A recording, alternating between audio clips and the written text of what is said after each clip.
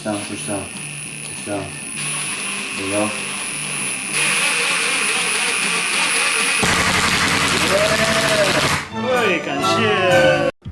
Hey, what's up, Reefers? Today we're going to talk about H2Pro's Cyclone wave maker, which is reversible.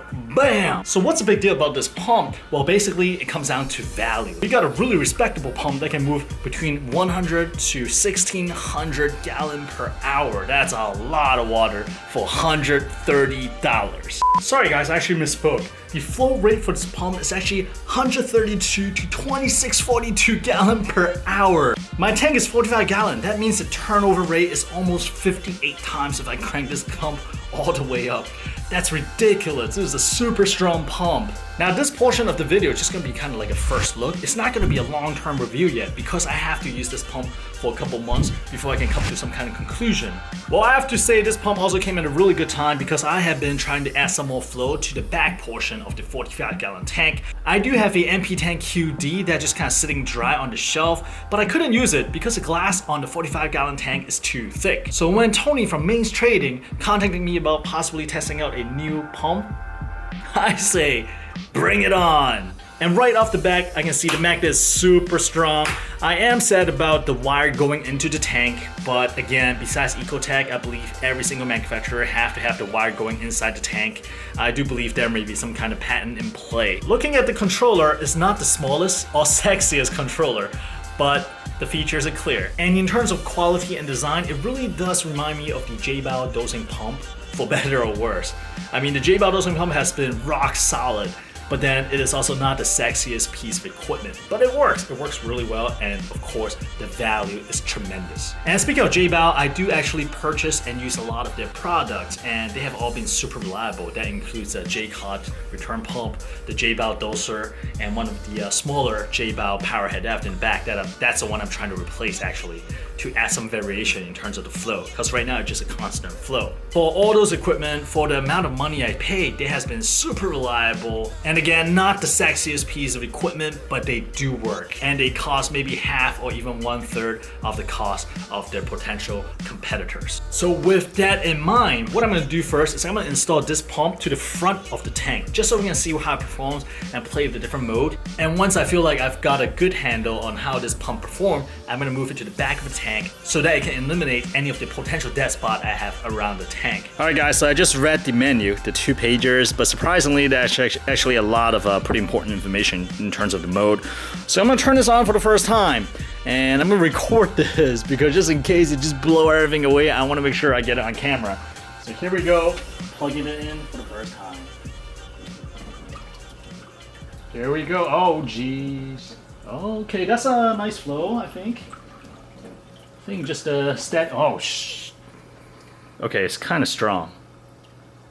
Yeah, just look at the water turbulence at the surface. That's definitely too strong. All right, let me, okay, so I select a different mode first, and then I select the flow. The flow go from 1 to 20. Right now, this is 1. Even 1 is, holy crap. 1 is strong. Moments later. All right, guys, this pump is absolutely insane, absolutely too overpowered for a 2-foot tank. Allow me to demonstrate really briefly because my corals are all pissed off. Right now, I have it in feed mode, so it's off. Let me just turn it on.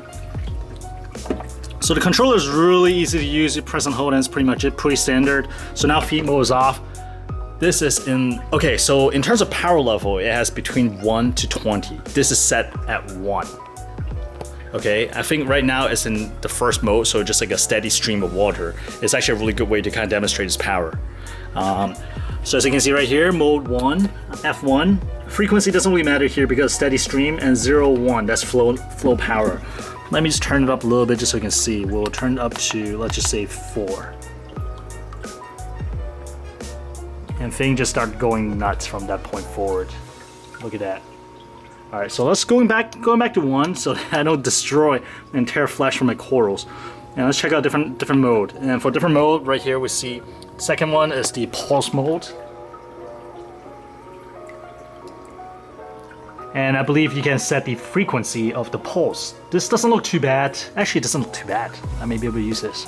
The mode I'm really interested in, actually mode 5, basically is the Reef mode, and it's just totally random in terms of power and frequency. But as you can see, This pump is just too strong for a 2-foot tank.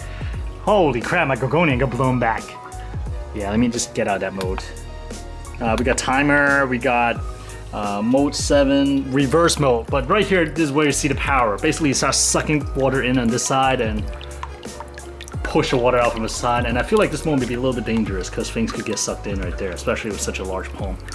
But look at this power. And this is, again, on the first level. There's 20 levels. So let's just get out of that mode. Alright guys, I think I found a solution. So I was able to go into pulse mode and then shorten the pulse so it does not have time to fully ramp up. And I kind of play with the power a little bit. I was able to step it up to power level number 2 or 3.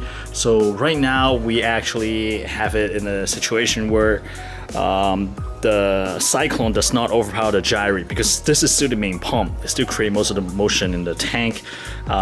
But the Cyclones are just way too strong, just overpowered that pump, and water flow started going that way. So now we got the gyrate coming this way, and the Cyclone is providing some kind of chaotic flow. So we're gonna try this setup for a little bit, and we'll see how it goes. And I just want to show you the water surface as well. So before I was able to create some sort of pretty natural feeling wave motion where the torch, you can't see anything right now because everything is pissed off. The torch kind of swayed back and forth, which is really cool, but it's not consistent. So in that case, I figure, okay, you know what, maybe a chaotic flow would be better for the coral, you know. Usually people prefer chaotic flow. I'm not a huge fan of having something on the side like this. So if this works out, I'm gonna move it to the back. I'm gonna try to move the probes, the e-coral probe, down to the sump again and try to make it work. I think it was having some interference down there, but I'm gonna try it again. I'm gonna move the pump to the back corner right there. I feel like this pump is a little bit too strong to be kept down back there.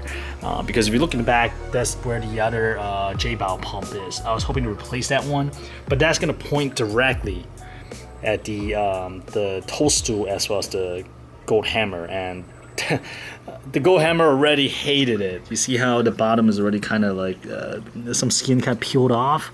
That's not good. And that was from this pump. It's a little bit too strong initially. So it does not like direct flow like that. So I think at most I'm gonna move this pump to the back wall, and the fact that it's so slim and also black really helps. It's just gonna blend into the background and be perfect. Now the only problem is, can the probe work in the sump because it was having issue with interference. So just a really quick look.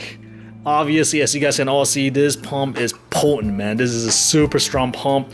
If I were to do my 150-gallon tank with a budget, which I am, I think this will actually be the pump that I will go with, seeing how powerful it is.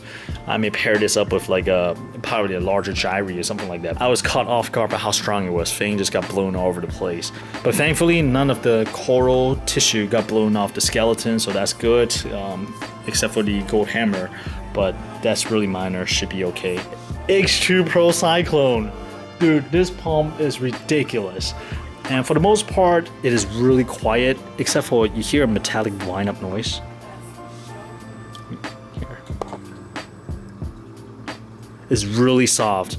Now, I know I mentioned that I really hate the fact that the wire goes inside the pump, but one good thing about it is that you don't have to line up the pump perfectly with the outside piece, like the Ecotech Vortec, because sometimes, like, if it's not lined up perfectly, the wet side is gonna stop vibrating and it's just like big pain in the butt. So the silver lining for having the wire going inside the tank into the pump directly is that you don't have that kind of like alignment issue. So that's upside. And I am actually pretty impressed by how slim profile the Cyclone is. Because like with the Vortec, I keep mentioning Vortec because that's the other pump I have, and it kind of sticks out quite a bit. So I was expecting something like that. I had an MP40, I was expecting something like that, but I really like the slim profile. I'm kind of nervous about the reverse flow because I feel like it's gonna start pulling water into a big hole, and I feel like fish is gonna get caught up in there. I've never tried it. I don't know, but just one of my fear. I really wish I can use the Reef mode, the random mode, but this pump is just way too strong for a 2-foot tank. Just destroying everything in there. So I feel like this pump, if you have like a 4-foot tank, for example, like a 75 or a 120, I think like this pump would be perfect. It's a really good best bang for the buck kind of pump. especially going on a budget. It's $130. It pushed a stupid amount of water, and it got a couple different programming mode that I have not even fully dug into yet. I just found like a combination that seems to work for a 2-foot tank, barely. I think this pump, if it is reliable, it's really good value. This is really worth considering, especially you're watching a budget when you're setting up your reef tank. All right, so I'm gonna let this pump run for a couple days, see how it goes. If it goes well, then I'm gonna move it to the back corner to hopefully create a chaotic flow in this area. But maybe I'll look at a pump long enough, and if the corals react really well, maybe I'll just leave it there. I don't know. I mean, even though it's kind of an eyesore sticking out right there in the corner, but you know, coral health is still number one. If the coral's happy, hey, I can live with this. All right, guys, so I'm gonna update you guys in a couple weeks on how this H2Pro Cyclone performs.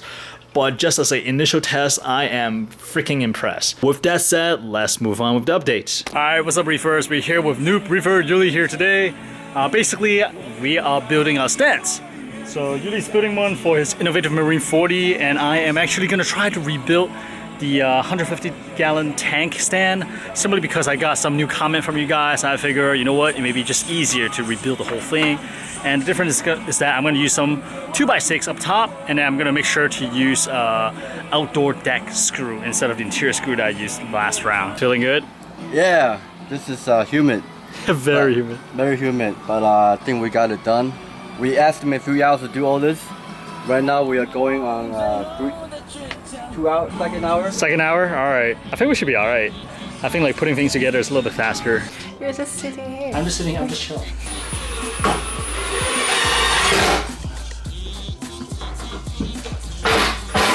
He's doing all the shit, man. What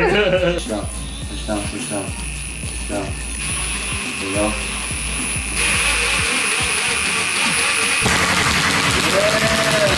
Wait, 感谢. Alright, let's flip this up. Let's see how level it is. Because your fish tank is this angle, right? Slightly. Yeah, because your flow is already this way. Yep. I mean, it's pretty solid. This is pretty steady. That's good. Alright, let's finish it up. Okay. We're gonna bang in the support. I think that's the tougher part. Basically, 它是放在这边，然后用 hammer 敲。Yeah. 那我拿去外面敲。来吧，这是 like a hair. Yeah, this is it. This one's good.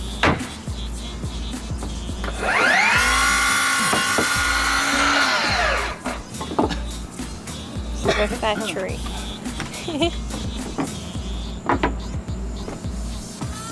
This is how More. This is how More. we build aquarium stand at Lüdao. Do your work. Don't talk.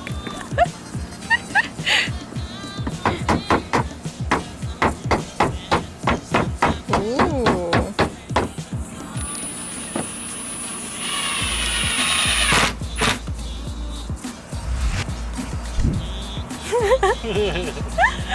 You want a 那 massage? 個好搞笑啊！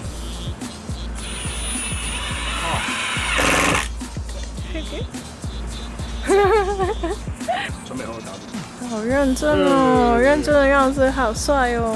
Really？ 我老婆不会这样讲，我老婆没这样讲过。是吗？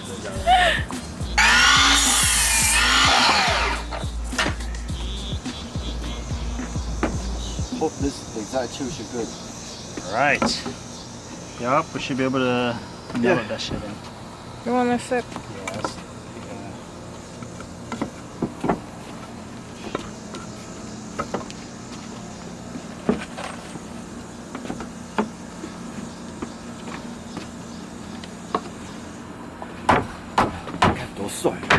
Wow. 没有拍到他，还有再拍那个下面。 Not recording? Yeah, recording, but like the focus is on the stand, not him. Woo! Last screw. So I'm doing the honor. Yep, you got it. Birthday. Nice. Yeah, I'll tell you guys, when we first started, I was kind of iffy because like when we put the frame down, that shit rocks. I didn't want to say anything, like, no, we'll fix it afterwards, we'll shim it. But after everything put together, Yuli was like putting his weight and stretching things out as we bolt things down.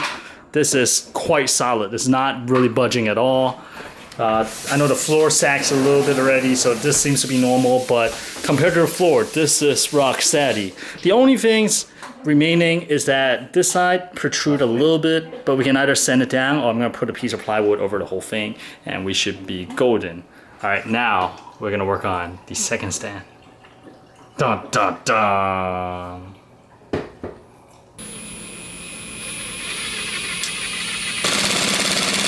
Impressive. How can you guys finish 2 fishing tanks? 我有个同事，他说我们 rap 的时候。